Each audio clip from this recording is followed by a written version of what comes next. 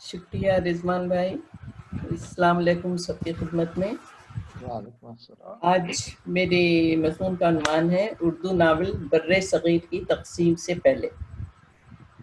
اپنی پچھلی گفتگو میں نے اردو ناول نگاری کے آغاز سے لے کر جو 19ویں صدی عیسوی کے اوائل سے شروع ہوتا ہے اس کے اختتام تک لکھے جانے والے اردو ناولوں کا ایک سرسری جائزہ پیش کیا تھا، اور نذیر احمد سے لے کر مجنوں گورکھ پوری، نیاز فتح پوری وغیرہ کے ناولوں کا احاطہ کیا تھا.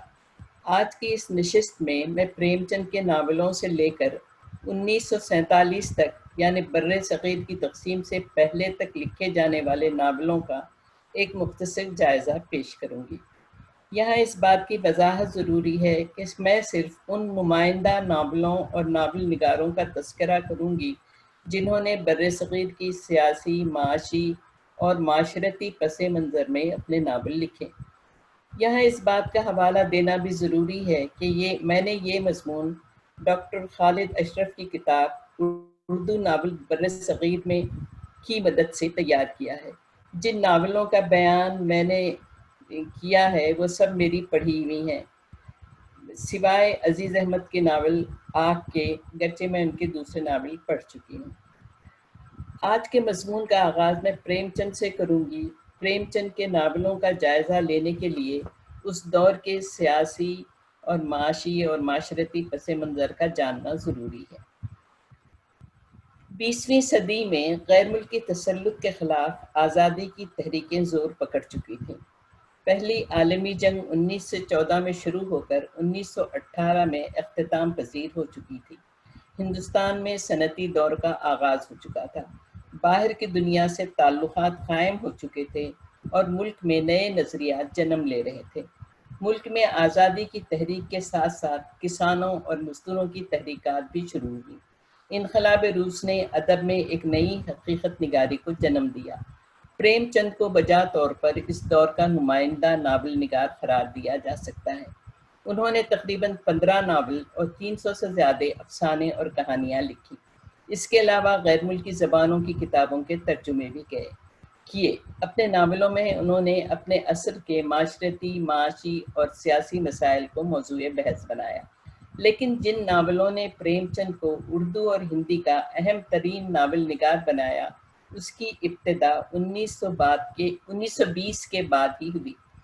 1920 کے بعد انہوں نے جو ناول لکھے اس میں مہاجنی تہذیب کے استحصالی کردار، صنعتی نظام کی انسان دشمنی اور غیر ملکی سامراج کے ناجائز تسلط کے خلاف صدائے احتجاج بلند کی، جو اس سے پہلے لکھے گئے ناولوں میں دکھائی نہیں دیتی. ان ناولوں میں پریم چند ایک آدرش وادی یعنی آئیڈیلسٹ نظر آتے ہیں. یہ وہ دور تھا جبکہ انگریزی تعلیم کے فروغ سے عوام میں اپنے حقوق کے حصول کا شعور پیدا ہو چکا تھا. جنگ کے اثرات کے نتیجے میں معاشی بدحالی بڑھتی جا رہی تھی. غربت اور افلاس سے عوام پریشان تھے. سرمایہ دارانہ نظام کے خلاف عوام کے جذبات بیدار ہو رہے تھے. گاندھی جی اپنے اہنسا کے نظریات کے ساتھ بر صغیر کے سیاسی افق پر نمودار ہو چکے تھے. اسی زمانے میں ترکی کی سلطنت اور خلافت کو بھی اتحادیوں نے ختم کر دیا تھا.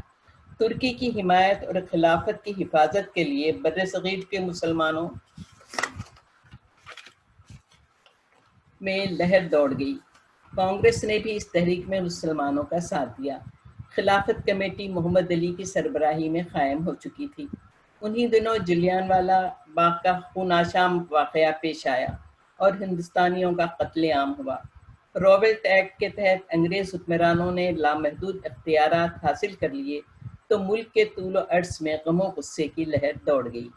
گاندھی جی نے ستیہ گرہ کی تحریک شروع کی. پریم چند تحریک سے متاثر ہو کر گاندھی جی کی اس تحریک میں شامل ہو گئے اور اپنی ملازمت سے استعفیٰ بھی دیا. پریم چند نے اس دور میں جو ناول لکھے اس میں انگریزی جبر و تشدد، ناجائز تسلط اور کانگریس کی تحریک کی جھلکیاں صاف نظر آتی ہیں. پریم چند نے پہلی بار اپنے ناول گوشہ عافیت میں شمالی ہند کے غریب اور مظلوم کسانوں کو اپنا موضوع بنایا.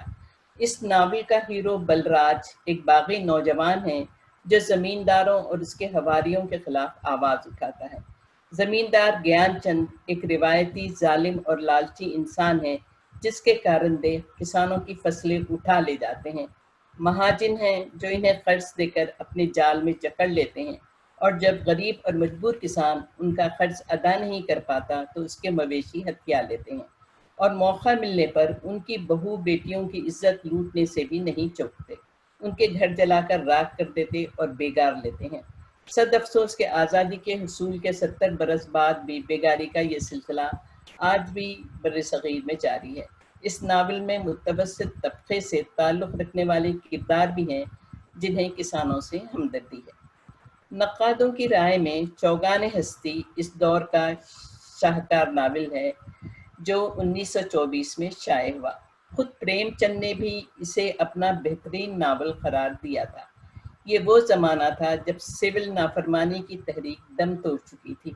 گاندھی جی کے عدم تشدد کے فلسفے سے عوام مایوس ہو چکے تھے۔ اس ناول کا ہیرو سورداس عدم تشدد کے نظریے کی تجسیم ہے۔ وہ حریت پسندی کی علامت ہے۔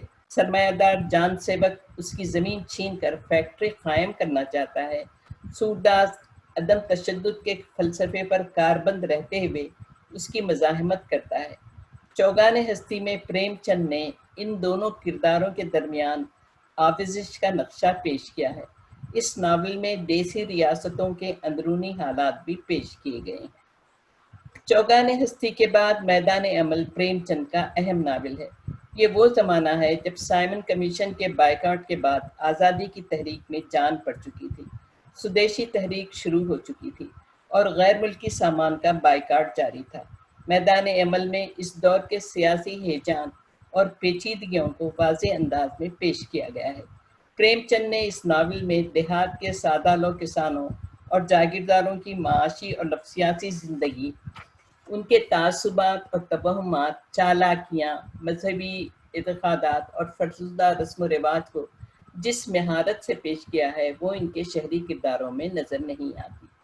گودان پریم چند کا آخری ناول ہے جو 1935 میں شائع ہوا۔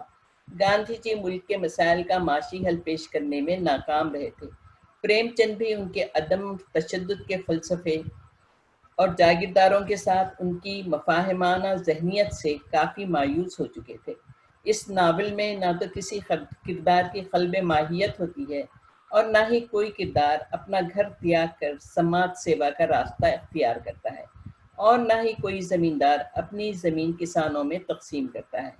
گودان میں پریم چند نے ہوری جیسے کمزور، مظلوم، جاہل اور پسماندہ کسان کو ہیرو بنا کر اردو فکشن کی تمام سابقہ روایات کو توڑا ہے، اور پلاٹ اور کرداروں میں ایک فطری تسلسل بھی قائم رکھا ہے۔ اس ناول کے کردار نہ تو سابق کی طرح فرشتہ ہیں اور نہ ہی بدکار، بلکہ وہ گوشت پوست کے بنے ہوئے عام انسان ہیں جن میں خیر اور شر دونوں موجود ہیں۔ ہوری ہمارے مزاج کی روایت پسندی، صبر اور قسمت پرستی کا پیکر ہے۔ اس کی عظمت، اس کی بے مثال سادگی، ظلم سہنے کی لامحدود صلاحیت اور حالات سے منہ نہ موڑنے کی قوت کی بنا پر ہے۔ وہ ہر طرح کے نامساعد حالات کا مقابلہ کرتے ہوئے اپنے اور اپنے لواحقین کے ساتھ جسم و جاں کا رشتہ قائم رکھتا ہے۔ وہ نہ تو سیاستداں ہیں، نہ ہی ٹریڈ یونین سے بندھا مزدور، نہ اپنا حق جانتا ہے اور نہ ہی قانونی پیچ و خم۔ وہ تو صرف اپنے فرائض انجام دیتے ہوئے طبقاتی نظام کے سماج میں زندہ رہنا چاہتا ہے۔ اس کی خواہشیں معمولی اور اس کی ضرورتیں قلیل ہیں۔ وہ ایک گائے خرید کر سورگ میں جگہ بنانے کا خواب دیکھتا ہے، اور یہ خواب اس کی جان لے کر بھی پورا نہیں ہوتا۔ ہوری کی موت کے بعد جب پنڈت آخری رسومات کے لیے گودان مانگتا ہے تو اس کی بیوی دھنیا کی ہتھیلی میں صرف 20 پیسے ہوتے ہیں، جسے وہ پنڈت کے ہاتھ میں رکھتے رکھتے بے ہوش ہو کر گر پڑتی ہے۔ یہ ہے کسان طبقے کا المیہ۔ پریم چند کا یہ ناول جبر و استحصال کی قوتوں کے خلاف ذہنی بغاوت کا اعلان ہے۔ اس ناول میں انہوں نے کسانوں کی معاشی بدحالی، متوسط طبقوں کے ذہنی رویوں اور نام نہاد مذہبی رہنماؤں کے کردار پیش کیے ہیں جو عوام کی توہم پرستی اور جہالت سے فائدہ اٹھاتے ہیں۔ دیسی ریاستوں کے حکمراں ہیں جو تحریک آزادی میں شامل ہوتے ہیں، کھدر پہنتے ہیں الیکشن میں حصہ لیتے ہیں لیکن اپنی عیش و عشرت کی زندگی کو چھوڑنے کے لیے تیار نہیں۔ نئے تعلیم یافتہ ڈاکٹر، وکیل اور پروفیسر ہیں جن کے پس پشت کوئی اعلیٰ روایت نہیں۔ وہ پست طبقات کو اپنے بلند مقامات سے دیکھتے ہیں لیکن ان میں گھلنے ملنے کو تیار نہیں۔ مختصر یہ کہ پریم چند اپنی زندگی کے آخری دنوں میں گاندھی جی کے فلسفے سے بیزار ہو کر سوشلسٹ نظریات کی طرف مائل ہو چکے تھے۔ وہ مارکسسٹ تو نہ بن سکے لیکن اس کے انسان دوستی کے نظریات کے علمبردار بن گئے، اور جب ترقی پسند تحریک کی 1936 میں داغ بیل پڑی تو انہوں نے اس کے پہلے اجلاس کی صدارت کی اور چند ماہ بعد ہی ان کا انتقال ہو گیا۔ پریم چند کے بعد جس نسل نے ناول نگاری کے میدان میں قدم رکھا وہ جدید علوم اور سائنسی فکر رکھتے تھے۔ ان کی ذہنی تعمیر میں اگر ایک طرف مارکسی اور اشتراکی ادب تھا تو دوسری طرف وہ فرائڈ، ڈی ایچ لارنس اور جیمز جوائس جیسے مفکروں اور ادیبوں سے متاثر تھے۔ وہ فرد اور سماج کے بدلتے ہوئے رشتوں کو سمجھنے لگے تھے۔ انہوں نے فرد کے کردار اور تجربات پر زور دیا۔ اردو ادب میں اس طرز فکر کی ابتدا انگارے کی اشاعت سے ہوئی۔ 1935 میں لندن میں سجاد ظہیر، محمد دین تاثیر، ملک راج آنند اور جیوتی باسو گھوش نے مل کر انجمن ترقی پسند مصنفین کی باقاعدہ تشکیل کی۔ یہ نوجوان یا تو طالب علم تھے یا ادیب جو انسان دوستی کے جذبے سے سرشار تھے اور انسانی دکھ درد کے مسائل کا حل مارکسزم میں ڈھونڈتے تھے اور ادب کو سماجی تبدیلی کا ذریعہ سمجھتے تھے۔ 1936 میں لکھنؤ میں انجمن کا پہلا اجلاس ہوا جس کا مقصد ادب اور عوام کے رشتے کو مضبوط کرنا تھا، اسے مختلف قسم کے تعصبات اور فرقہ بندیوں کے اثرات سے دور رکھنا تھا۔ ایک طرف تو وہ اپنے اسلاف کی صحت مند روایات کی حفاظت کرنا چاہتے تھے اور دوسری طرف قوم میں مایوسی پھیلانے والے عناصر کی بیخ کنی کرنا چاہتے تھے۔ انہوں نے ظلمت پرستی، سیاسی غلامی اور جہالت و افلاط کو اپنا موضوع بنایا۔ سر سید کے پیروکاروں کی طرح ترقی پسند ادیبوں نے شاعری کے مقابلے میں نثر کو اظہار کا ذریعہ بنانے پر توجہ دی کیونکہ اس طرح وہ اپنے نظریات اور افکار کو وضاحت کے ساتھ پیش کر سکتے تھے۔ انہیں یہ بھی علم تھا کہ ناول 20ویں صدی کے یورپ میں اظہار کا دلکش اور جاندار ذریعہ بن چکا ہے۔ بر صغیر میں انہیں ایک نئے چیلنج کا سامنا تھا کیونکہ پریم چند ناول کے معیار کو جس درجے پر پہنچا چکے تھے انہیں اس فن کو اس سے آگے لے جانا تھا۔ چنانچہ زندگی کے مختلف پہلوؤں کی عکاسی میں انہوں نے زیادہ بے باک اور حقیقت پسندانہ رویہ اختیار کیا۔ انہوں نے علم نفسیات سے بھی استفادہ کیا۔ اس دور میں جو ناول لکھے گئے ان میں زندگی کے مختلف گوشوں کی عکاسی ایک بالکل نئے زاویے سے کی گئی ہے جو اس سے پہلے اردو ادب میں ناپید تھی۔ نئے ترقی پسند ناولوں کے کردار تصور پرستی کے بجائے حقیقت پسندی کی مضبوط بنیادوں پر کھڑے ہیں۔ وہ پرانے عقائد اور فرسودہ سماجی رشتوں کو مسترد کرتے ہیں اور آزادی، انصاف، مساوات اور انسان دوستی کے نئے تصورات کے ساتھ کھڑے ہیں۔ ترقی پسند ناول نگاروں کی اولین نسل میں سجاد ظہیر، عصمت چغتائی، کرشن چندر اور عزیز احمد کے نام سر فہرست ہیں۔ اس کے علاوہ قاضی عبدالغفار نے 2 ناول اسی دور میں تصنیف کیے، ایک تو لیلا کے خطوط اور دوسرا مجنوں کی ڈائری۔ قاضی عبدالغفار ترقی پسند تحریک میں اگرچہ شامل نہیں تھے لیکن ذہنی طور پر اس کے قریب تر تھے۔ لیلا کے خطوط میں مکتوب نگاری کے ذریعے پورے قصے کو پیش کیا گیا ہے۔ یہ تکنیک مجنوں گونک کنی نے بھی استعمال کی تھی۔ لیلا کے خطوط میں ایک طوائف کی زندگی کو پیش کیا گیا ہے جو سماج کے مروجہ فرسودہ اقدار کے خلاف بغاوت کرتی اور اس کے کھوکھلے پن کو بے نقاب کرتی ہے۔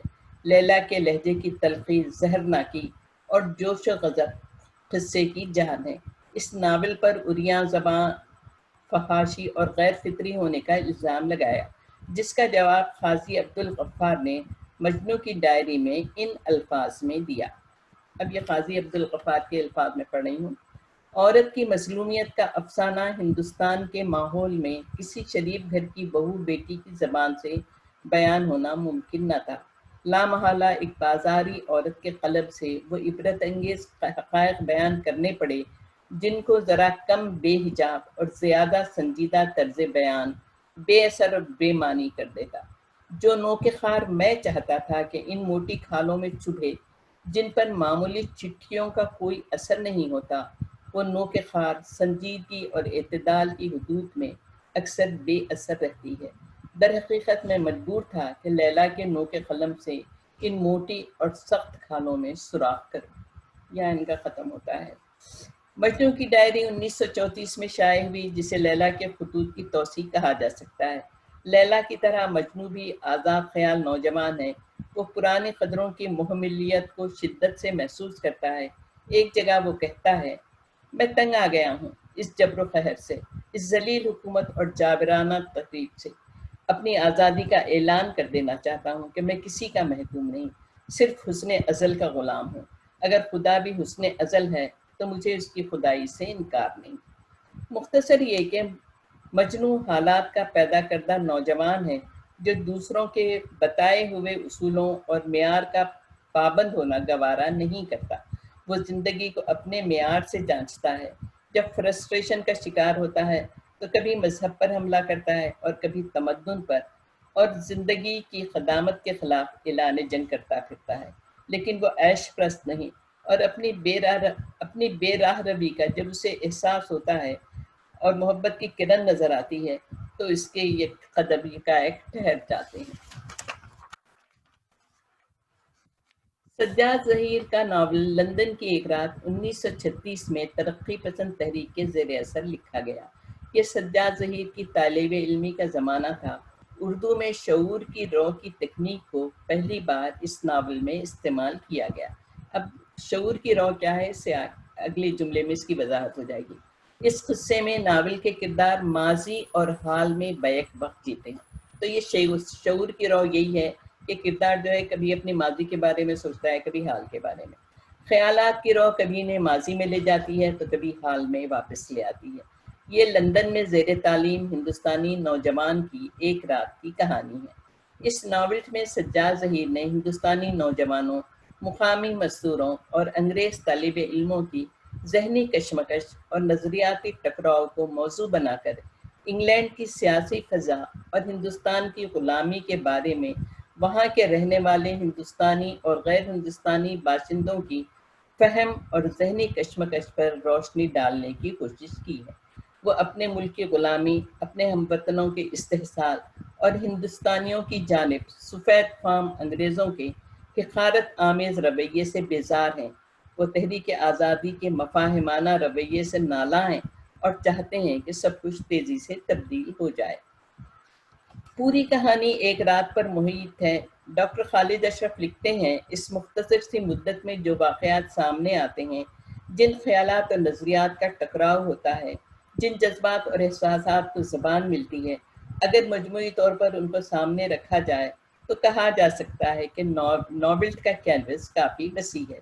اس ناول نے شہری زندگی کی مرقع نگاری کے عمل کو بھی شروع کیا، اور دوسری طرف اس ابھرتی ہوئی نسل کے لیے بنیادیں فراہم کی جو شہروں میں رہتے تھے یا بیرون ملک بس گئے تھے اور کہانیاں لکھنا چاہتے تھے، کیونکہ سجاد ظہیر خود اس طبقے سے تعلق رکھتے تھے۔ عصمت چغتائی کا ناول زدی 1940 میں شائع ہوا، اس پر فلم بھی بنی۔ یہ ایک رومانی ٹریجڈی ہے جس میں جاگیردارانہ طبقے کی زیادتیوں، طبقات میں معاشرے کی تقسیم اور جھوٹے پندار کو موضوع بنایا گیا ہے۔ ٹیڑھی لکیر بھی تقسیم سے پہلے 1945 میں لکھی گئی۔ عصمت کے اس ناول کو بے حد مقبولیت حاصل ہوئی۔ اس ناول کا مرکزی کردار شمن نام کی ایک مسلمان لڑکی ہے جو اپنے ماحول اور بزرگوں کی لاپرواہی کی وجہ سے ایک ٹیڑھا میڑھا کردار بن گئی ہے۔ وہ اپنی راہ خود متعین کرنا چاہتی ہے، داخلی اور خارجی حالات کا مقابلہ کرتی ہے۔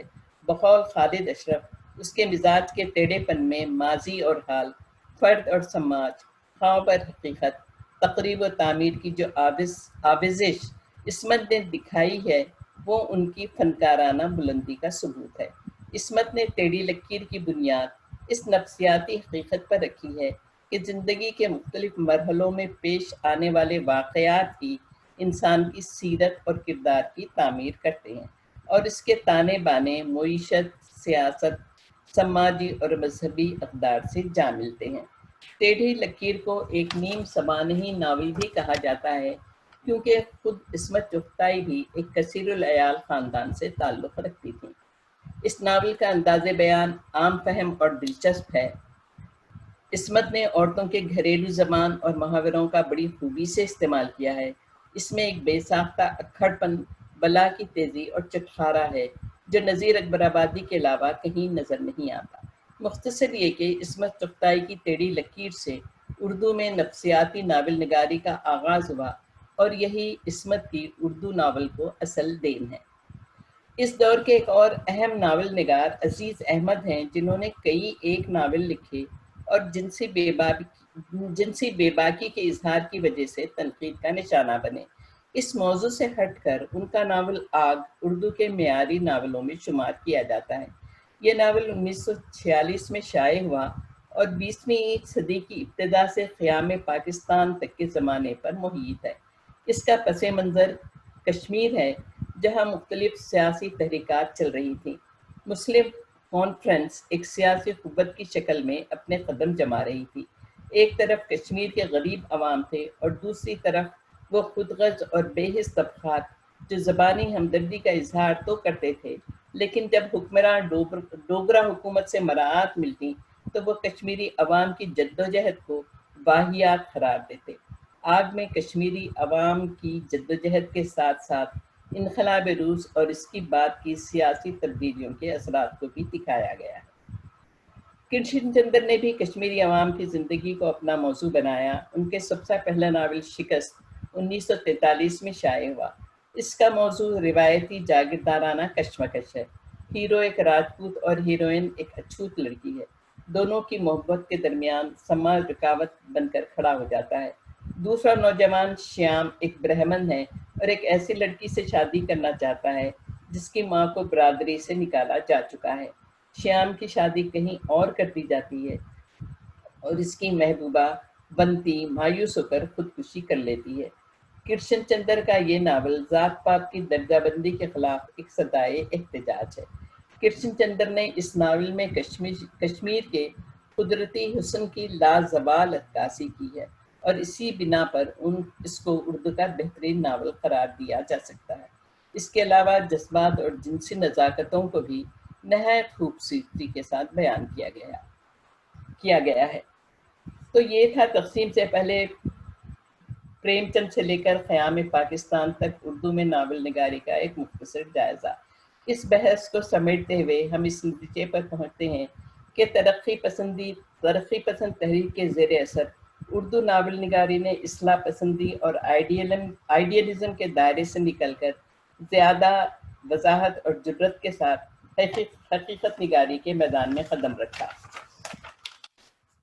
ناول نگار، فرد اور سماج، سرمایہ دار اور مزدور، اس کے علاوہ طبقات کے درمیان آمیزش کو سمجھنے لگا۔ انسان کی نفسیاتی الجھنوں اور پیچیدگیوں کی عکاسی ہونے لگی۔ فرد کی داخلی زندگی کو اہمیت دی گئی، لیکن نقادوں نے ایک کمی کی طرف بھی توجہ دلائی ہے کہ پریم چند نے اپنے ناولوں اور افسانوں، خصوصاً سوز وطن میں آزادی کی تحریک کو جس جذباتی لگاؤ اور تفصیل کے ساتھ پیش کیا، بعد کے ناول نگاروں نے اس کو موضوع بنانے سے تقریباً گریز کیا۔ شکریہ۔ بہت بہت شکریہ صالحہ بہن، بہت دلچسپ اور بہت معلومات تھی، مقالہ تھا آپ کا۔ تو میرے خیال میں اب اس کا تیسرا حصہ بھی ہوگا جو کہ انشاءاللہ میں اس کو پیش کروں گی تقسیم کے بعد کے اردو ناول۔ ٹھیک ہے، اور مختلف اصناف بھی آ جاتی ہیں پھر اردو ناول کے اندر، جس میں سماجی ناول بھی ہیں، رومانوی بھی ہیں، جاسوسی بھی ہیں۔ جی اب وہ مجھے دیکھنا پڑے گا ابھی، اور کوئی اور بھی اس پہ چاہے تو کہہ سکتا ہے، ضروری نہیں کہ میں ہی اس پہ بات کروں۔ چلیے تقسیم کے بعد اردو ناول پہ، ہاں جو بھی اپنے اس کو اس موضوع پر گفتگو کرنا چاہے۔ ویسے آپ لوگوں کا حکم ہو تو میں بھی تیار کر لوں گی، ایسی کوئی بات نہیں۔ انشاءاللہ ضرور۔ تو جس ترتیب سے آج لوگ تشریف لائے ہیں اس کو میں نے یہاں پہ زوم کی چیٹ پہ بھی ڈال دی ہے ترتیب۔ سب سے پہلے میں فرحین آپ سے گزارش کروں گا اگر آپ کچھ بات کرنا چاہتی ہیں آج کے موضوع پہ۔ السلام علیکم. صالحہ آنٹی آپ نے بہت ہی اچھے طریقے سے ماشاءاللہ سے اور سارا اس کا اختصار کیا. بہت مزہ آیا سن کے. میں آج صرف سننے کے لیے آئی تھی آپ کی باتیں, تھینک اور یو. پھر اب جس کی بھی اگلی باری ہو. بہت بہت بہت انجوائے کیا میں نے, اور I think some of these novels اب میں پڑھوں گی بھی جا کے انشاءاللہ, بالکل جو پڑھیں میرے آپ, نہیں بہت پڑھے ہوئے. بہت بہت بہت اچھے ناول ہیں, ضرور پڑھیں. اچھا, تھینک یو سو مچ. بہت بہت شکریہ. میں جناب حسن زیدی آپ سے گزارش کروں گا اگر کچھ کرنا چاہتے ہیں اپنے آپ کو انمیوٹ کر لیجیے پلیز. بس میں نے بہت انجوائے کیا اور بہت ہی بہترین تجزیہ کیا ہے انہوں نے ناول نگاری کے اس میں, جس میں ہر شخص کا انٹرسٹ جو ہے نا اور دلچسپی قائم رہی, اور کوئی میرے خیال ہے کسی شخص کو بھی ان کی پریزنٹیشن پہ کوئی بوریت کا وہ احساس نہیں ہوا, اور بہت ہی نپے تلے الفاظ اور بہت ہی خوبصورت طریقے سے آپ نے پیش کیا ہے. ہماری طرف سے خراج تحسین پیش کرتا ہوں, کیونکہ افسانہ اور ناول نگاری سے تعلق نہیں ہے, میں تو ایک بہت ہی معمولی سا سول سرونٹ رہا ہوں تو اس لیے میں زیادہ نہیں آپ کو شاعری سے لگاؤ ہے بھائی, بہت بڑی جی چیز ہے. بہت تو بہت شکریہ. بہت خوبصورت, بہت اچھا لگا, بہت بہت شکریہ. بس اتنا ہی کہنا چاہوں گا میں. شکریہ. بہت اچھا, میں سن رہی تھی, بہت ہی کوزے میں بند کیا آپ نے دریا کو, اور بہت بہت خوبصورت. Thank you. بہت خوبصورت. اتنی آپ کی ماشاءاللہ ریسرچ اور اتنی آپ کا لہجے سے لے کے آپ کی پوری شخصیت اور آپ نے جس طرح بیان کیا ہے وہ بہت قابل ستائش ہے. اللہ آپ کو بہت ہی شکریہ, آپ لوگوں کی ذرا نوازی ہے. نہیں بہت اچھا, بہت مزہ آیا. شکریہ صالحہ شیلا بہن. ڈاکٹر عامر اگر آپ کچھ بات کرنا چاہتے ہیں. میں بھی بہت مبارک دوں گا صالحہ بہن کو, بڑا ہی معلوماتی مضمون پڑھا ہے اور ہم کو تیسرے حصے کا انتظار رہے گا. اور اردو ناول نے ایک خاص کردار ادا کیا ہے ہماری سماجی تہذیب کے اندر, کیونکہ عوام میں ناول کئی دفعہ زیادہ مشہور ہیں شاعری سے, تو ایک میسج ہے جو جاتا ہے ناولوں کے ذریعے, جو کہ ہماری ایک پوری سماجی داستان ہے, سماجی ہسٹری ہے, جو کہ انہوں نے پری پارٹیشن کا ذکر کیا. اور میرا خیال ہے جب پوسٹ پارٹ تقسیم ہند کے بعد کی بات کریں گے تو ہمیں زیادہ نظر آئے گا کہ جو ہماری روزمرہ کی جو علمی ڈیولپمنٹ ہوئی ہے پاکستان کے اندر, ان میں ناولوں نے کتنا اہم رول پلے کیا ہے. تو اور پھر اس کے بعد میرا خیال ہے ناول جن کو پھر ڈراموں میں چینج کر دیا گیا, اس سے پھر ایک پورا کا پورا ایک نیا آسپیکٹ ہے ان کا, جس پہ ہم سننے کے بالکل بہت منتظر رہیں گے. تو شکریہ. شکریہ عامر بھائی, آپ کی پسند کا ہے. میں گزارش کروں گا جناب شیخ اعجاز صاحب سے, اپنے آپ کو انمیوٹ کر لیجیے پلیز شیخ صاحب. ہاں جی. اچھا, میں سمجھتا ہوں کہ جو صالحہ بہن نے جس طریقے سے بیان فرمایا, اتنا دل نشیں انداز ہے, اب اور کچھ کہنا جو ہے میرے خیال میں اچھا نہیں لگ رہا. ان کو ہی رہنے دیں, آپ جو دوسرا دور شروع کرتے ہیں پھر ہم کچھ بات کرتے ہیں اس پہ, ٹھیک ہے؟ شکریہ. روحی خان صاحبہ اپنے آپ کو انمیوٹ کر لیجیے. روحی بہن. جی السلام علیکم. وہی میں بہت, میں بھی وہی جب ناول نگاری کی جب اسٹڈی کر رہی تھی سو بہت اعلیٰ ان میں انہوں نے جو بہت ڈیٹیل سے, اور ہر جیسے سر سید کی ترقی کی, سر سید تحریک سے اس کے بعد رومانوی تحریک, تو رومانوی تحریک میں میرا سوال ہے ان سے صالحہ جی سے کہ امتیاز علی تاج بھی انہی میں آتے ہیں نا, رائٹ؟ جی, اب اصل میں بات یہ ہے روحی کہ اگر ساری چیزوں کو سب ناول نگاروں کو شامل کیا تو یہ بہت طویل ہو جاتا مضمون, بلکہ میں تو سمجھ رہی تھی یہ خود بھی بہت طویل ہے, میں سوچتی تھی اس کو تھوڑا سا شارٹ کر دوں, لیکن پھر اس میں لیکن پھر اس میں پوری بات نہیں بنتی, تو میں نے کہا کہ دیکھا جائے گا, ابھی تو میں پڑھ رہی ہوں. ہاں, لیکن میرا مطلب ہے کہ انہوں نے بھی کافی انہی رومانوی ادیبوں کے طرح. ہاں, آپ اس کو الگ مضمون کے ایک الگ عنوان کے تحت اس کو اردو ناول میں رومانی تحریک کے عنوان سے آپ لوگ پڑھ سکتے ہیں. جی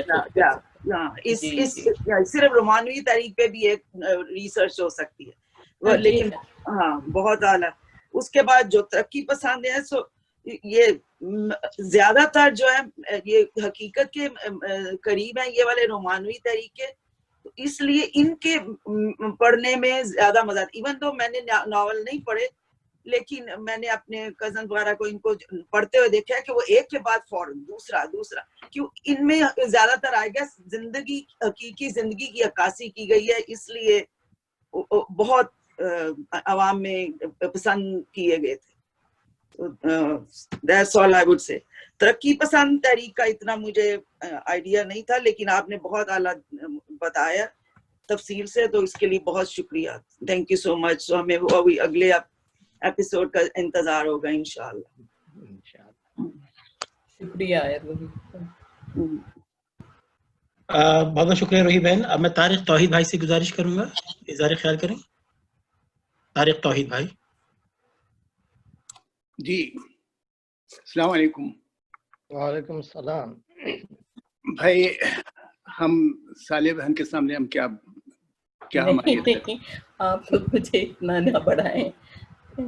بہرحال مجھے ایک بات نہیں سمجھ میں آتی ہے، وہ یہ کہ ناول لفظ جو ہے وہ انگریزی زبان کا لفظ ہے، اس سے ایک مخصوص افسانہ مراد ہوتی ہے.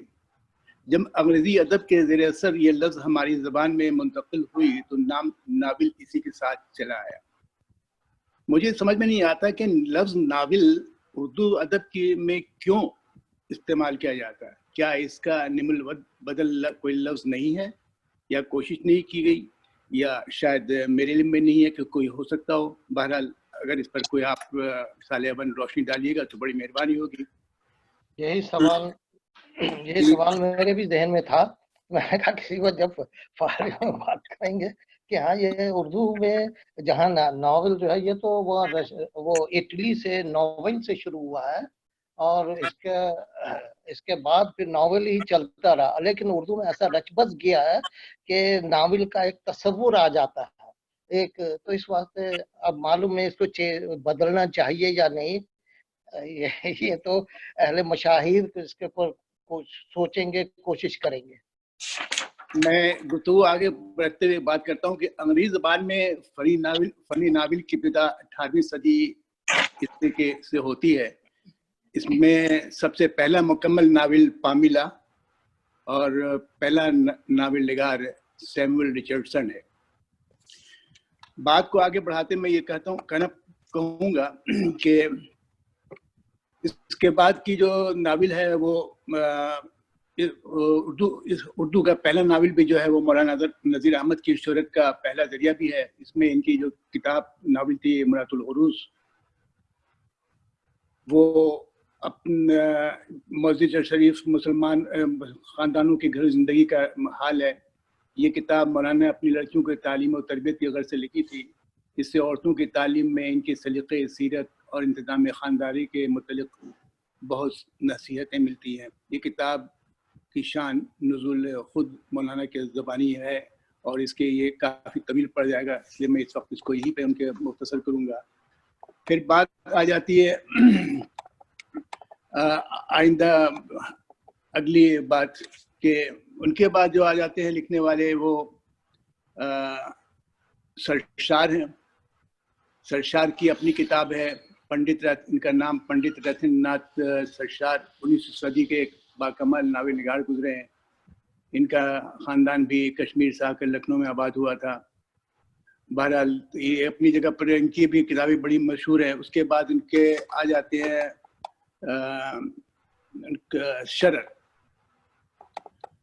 شرر اپنی جگہ پر ان کی بھی بہت زیادہ تصنیفات ہیں اور اعتبار سے ان کے ناول میں بھی کثیر تعداد ہیں، لیکن فردوس بری کے علاوہ ان کی فن کی کوشش پر کوئی کتاب نہیں اتری ہے.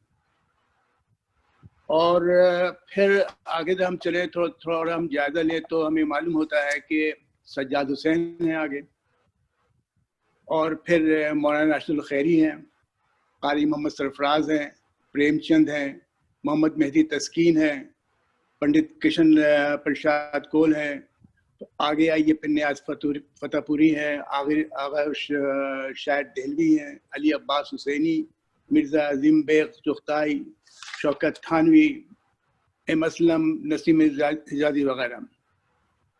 मैं इतना कहूँगा कि हम लोगों ने कुछ नावल निगारों की बात कर ली है, लेकिन हम ख़वातीन को भूल गए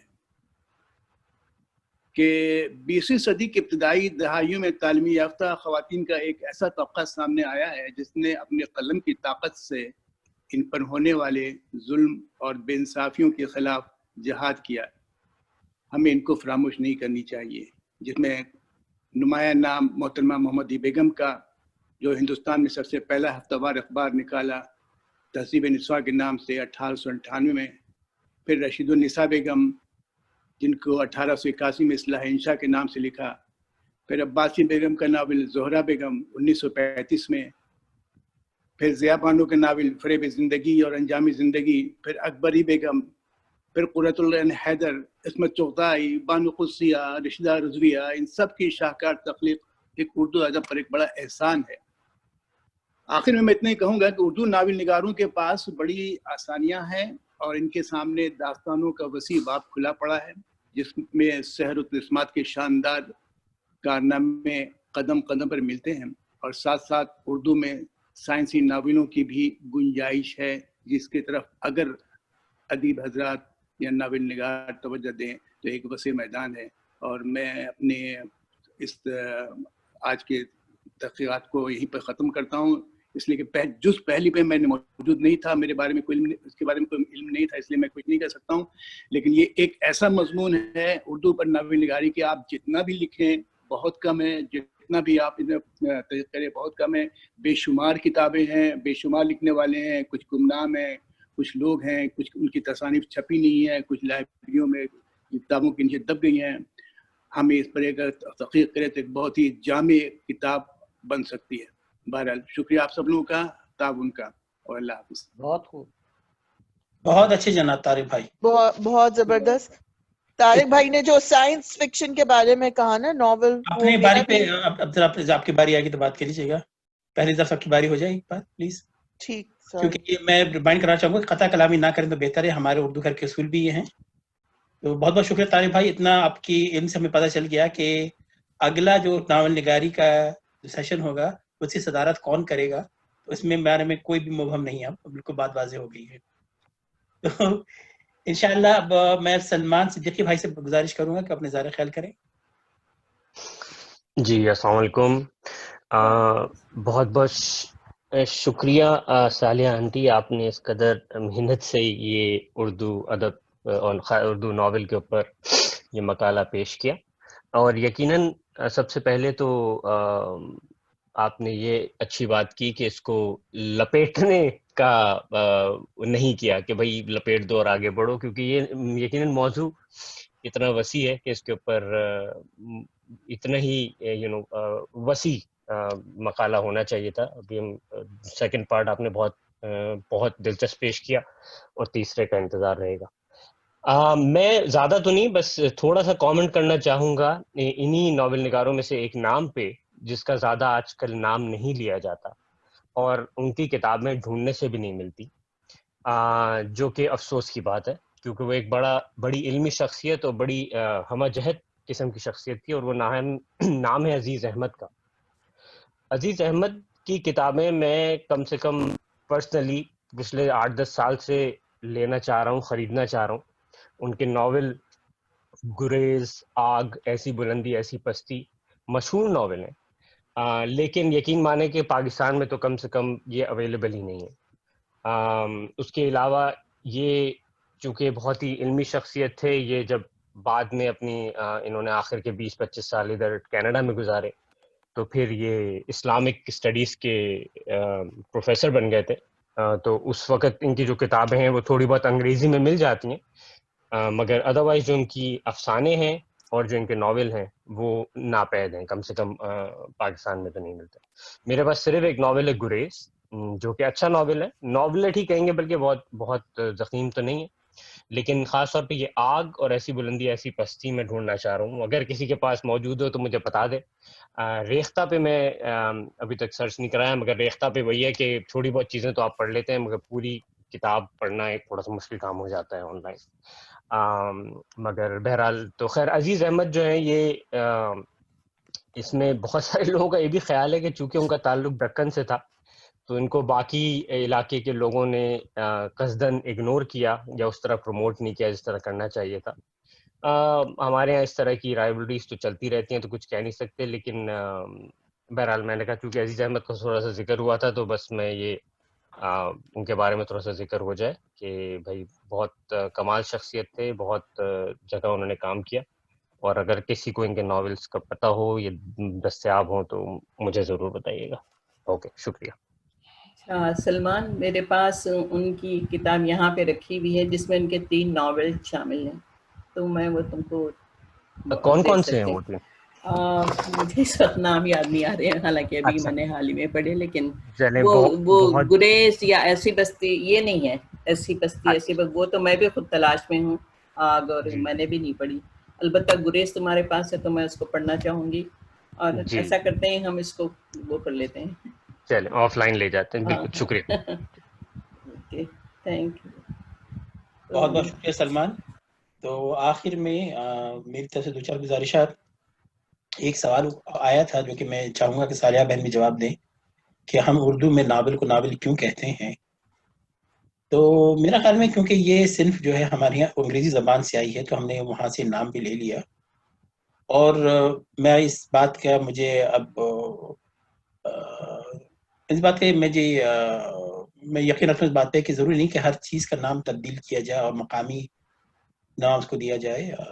ناول کی روایت ہمارے یہاں موجود نہیں تھی کیونکہ کتابی شکل میں پڑھا جاتا ہے. اس کی نوعیت اس طرح کی کتابی شکل ہوتی ہے, اس کی داستان گوئی یا قصہ گوئی کی طرح نہیں ہے کہ اس کے آپ کو کوئی سنانے بیٹھ جائے.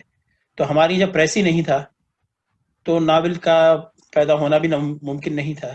تو ناول آیا ہی اس وقت جب ہماری یہاں پریس لگی اور جو انگریزی ادب سے متعارف ہوئے, تو یہ نام وہاں سے ہمارے یہاں آیا. دوسرا ایک سوال بڑا اچھا تھا سائنسی ناول کے حوالے سے.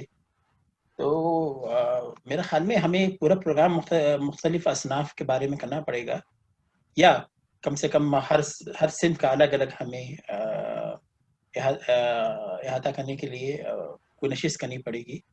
سائنسی ناول, ایک رائٹر تھے سراج انور صاحب انڈیا کے, مطلب حیات ہیں نہیں ہے, وہ بچوں کے ناول لکھتے تھے اور بچوں کے سائنس فکشن لکھتے تھے ناول, اور مجھے بہت فیسینیٹ کرتا تھا. پاکستان میں اس طرح نوعیت کے میں نے کوئی نہیں دیکھا, اور جس طریقے سے ان کے پڑھنے سے جس طریقے سے ذہن کھلتا تھا اور جس طریقے سے آپ کی جو امیجنیشن آپ کی بیدار ہوتی تھی وہ میں نے کہیں اور نہیں دیکھی. تو یقیناً سائنس فکشن میں ہمارے یہاں تھوڑی کمی ہے, لیکن مجھے سراج انور کے نام یاد آتا جو بچپن میں پڑھا تھا, اور ان کی وجہ سے مجھے بہت شوق ہوا پھر یہ اردو ادب مطالعے کا. تو یہ سب مختلف موضوعات ہیں جو کہ انشاءاللہ ہم مستقبل میں کور کرتے رہیں گے.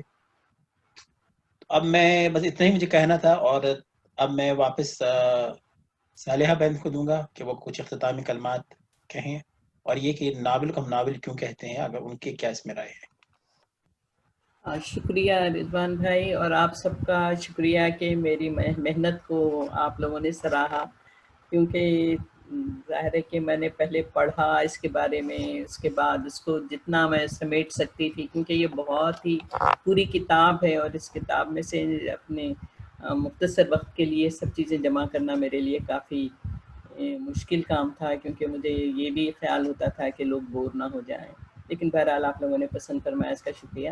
دوسرا یہ ناول لفظ پہ جو کہا کہ بھئی ہم نے اس کا ترجمہ کیوں نہیں کیا, میں کہتی ہوں کہ ہم کو اب اس بحث سے آگے بڑھ جانا چاہیے, کیونکہ اب وقت کا تقاضا الگ ہے. اب جیسے کمپیوٹر ہے, اب کمپیوٹر کا اردو میں ترجمہ کرنے کی کیا ضرورت ہے, کریں گے بھی تو وہ بالکل کوئی سمجھے گا نہیں, اس کو چلانے میں بہت ٹائم لگ جائے گا.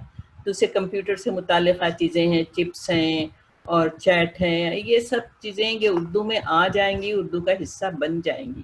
تو اب ہمیں میرا نہیں خیال, اور اردو میں دیکھیں شروع سے یہ صلاحیت رہی ہے کہ مختلف زبانوں کو اس نے اپنے اندر جذب کیا ہے, اور زبانیں اسی طرح پھلتی پھولتی ہیں. ہم کو اب ہر چیز کا متبادل تلاش کرنے کی ضرورت نہیں ہے. جو چیزیں زبان پر آسانی سے چڑھ جاتی ہیں, جسے عوام الناس آسانی سے سمجھ لیتے ہیں, اب ٹیلی فون کا اگر آپ ترجمہ کریں گے تو وہ بیکار ہے، کیونکہ وہ ایک ماسی سے لے کر مزدور سے لے کر ایک بڑے گھروں میں رہنے والے الٹرا ماڈ لوگ سب وہ ٹیلی فون ہی کہتے ہیں. تو اب اس بحث سے نکل جانا چاہیے. جو الفاظ مقبول ہو کے ہماری زبان کا حصہ بن چکے ان کو ہمیں اپنا لینا چاہیے، اور اس بحث میں پڑھنا میرا خیال ہے کہ یہ وقت کا ضیاع ہے. ویسے آپ لوگ اچھا فرحین آپ کچھ کہنا چاہ رہی تھی؟ اور اردو کی جو ترقی ہوگی اس میں خیالات کی وجہ سے زیادہ ہوگی. میرا یہ خیال ہے کہ نئے نئے خیالات آئیں، جیسے اردو فکشن، سائنس فکشن کا ذکر کیا بھی رضوان بھائی نے، اس کی بہت کمی ہے ہمارے یہاں. اور خاص طور پر ہمارا جو نوجوان طبقہ اردو ادب کی طرف مائل نہیں ہوتا، اس کی وجہ یہ ہے کہ ان کے پاس اب سپر ہیرو آ چکے ہیں انگریزی کے توسط سے. ہمارے پاس کوئی اس طرح کا فکشن ہے ہی نہیں.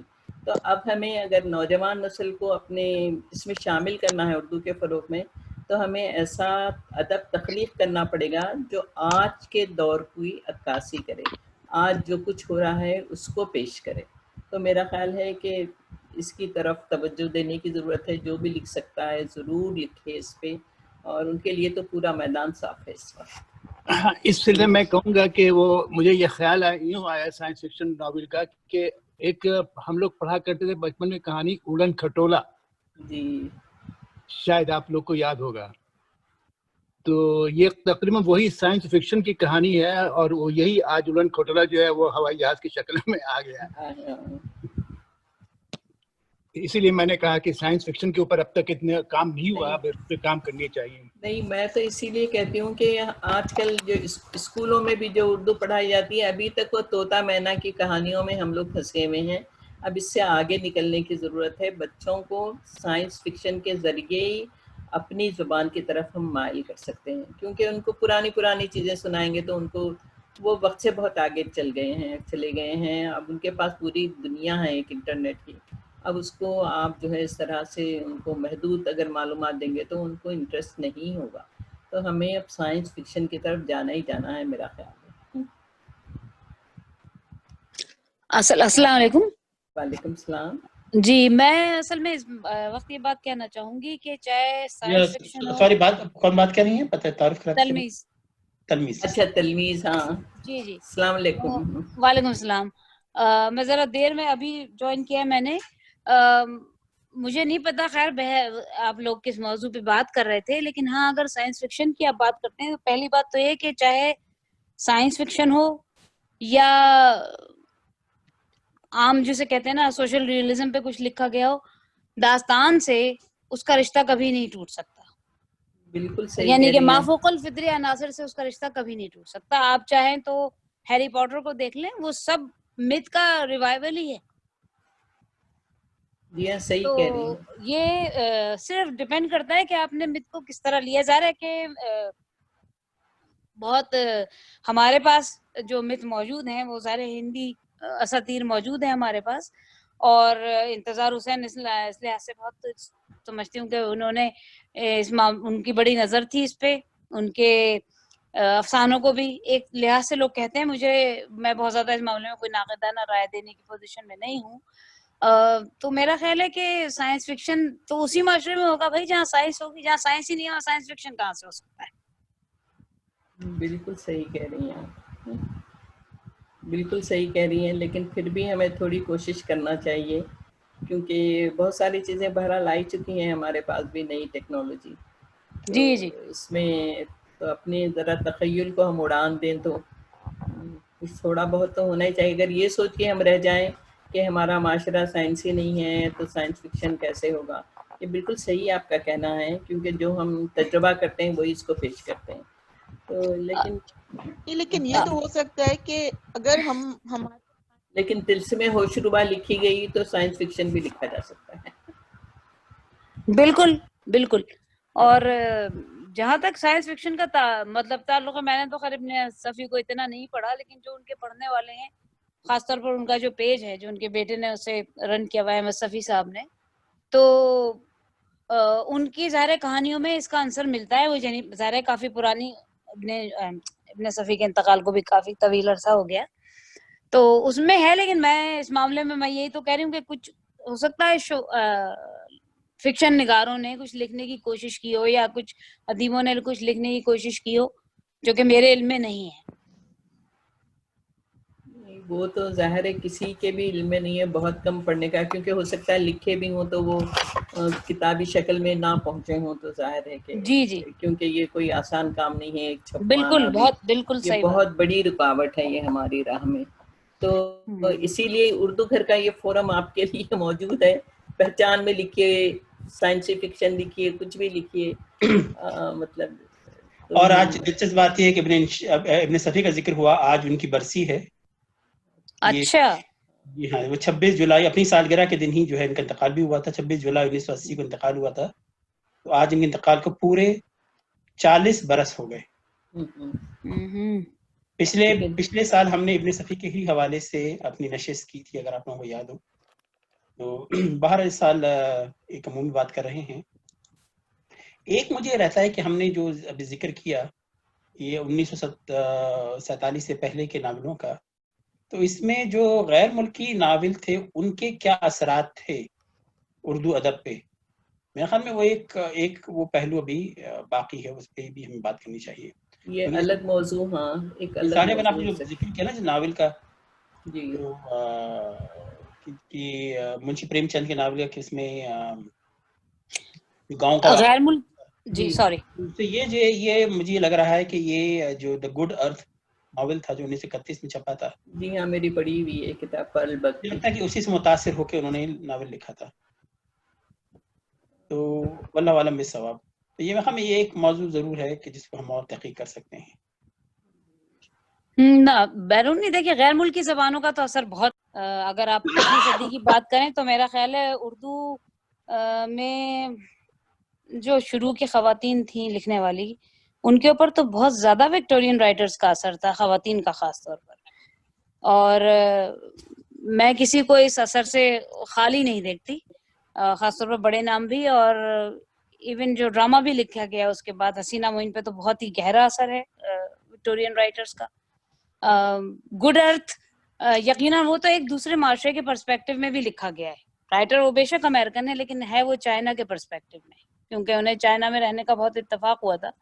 پرل بک کے جو والد تھے وہ پادری تھے اور وہ کئی برس وہاں رہیں, ان کا بچپن وہاں گزرا. تو اس پس منظر میں وہ لکھا گیا ہے. اور یقیناً جیسے آپ پریم چند کی بات کر رہے ہیں, ایک بات تو ذہن میں یہ رکھیں کہ عام آدمی کی جو شمولیت ہے وہ افسانے اور ناول سے ہی آئی. عام آدمی کی شمولیت کا مطلب عام آدمی کے مسائل, جو کہ بہت ہی زمینی قسم کے مسائل جو تھے, وہ انہی یعنی کہ 20ویں صدی میں انہی لوگوں سے آئے. اور پھر وہ ناول کی اگر بھی اس نے شکل پائی, جیسے پریم چند کا آپ نے ذکر کیا, وہ بھی اسی لیے. لیکن پریم چند نے نہ صرف کہ اس پہ ناول لکھا, بلکہ پریم چند کا ایک ناول ہے جو کہ اسٹریم آف کانشسنس کے تحت لکھا گیا ہے, اور انہیں خود نہیں پتا تھا وہ کیا لکھ رہے ہیں, لیکن وہ ایک بہت اچھا ناول ہے. اس کا نام ہے پردہ مجاز. تو وہ مطلب ہے کہ ان کے یہاں ہر طرح کے آپ کو تجربے ملیں گے. زمین کا تجربہ بھی ہے بے شک, اور مطلب یہ کہ یہ چیز بڑی سمجھ لیں ایک بڑی غیر معمولی سی ہے, یا سمجھ لیں کہ انہول سی ہے کہ پریم چند نے اس موضوع پہ بھی لکھا, اور مطلب اس ٹیکنیک کے تحت لکھا.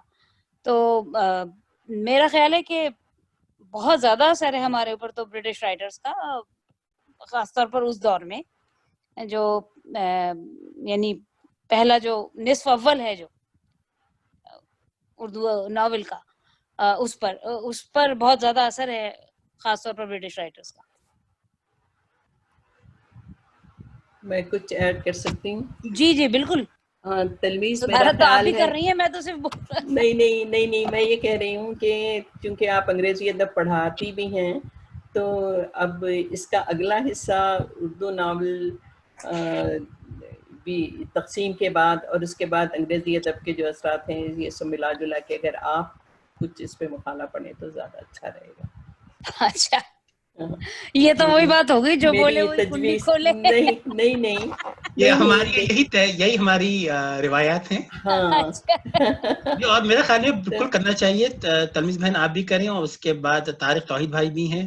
تو میرا خیال میں اگر آپ راضی ہوں تو آپ کا ہم اس میں ایک مقرر کر دیتے ہیں ایک دن, تو آپ اس میں جو انگریزی ادب کے जो उर्दू नावल पे असरात हैं उसके ऊपर उस मौजू पे अगर आप बात करना चाहें तो हमें बहुत खुशी होगी। बिल्कुल, मैं ठीक है, इसकी मैं कोशिश करती हूँ। मैं इसकी तायद करती हूँ। अगर मैं कहूँ कि आज से 3 हफ्ते के बाद का वक्त दुरुस्त होगा आपके लिए, ठीक है, तो ये बनेगी 1 मिनट है, मैं 16 अगस्त, 16 अगस्त, ठीक है।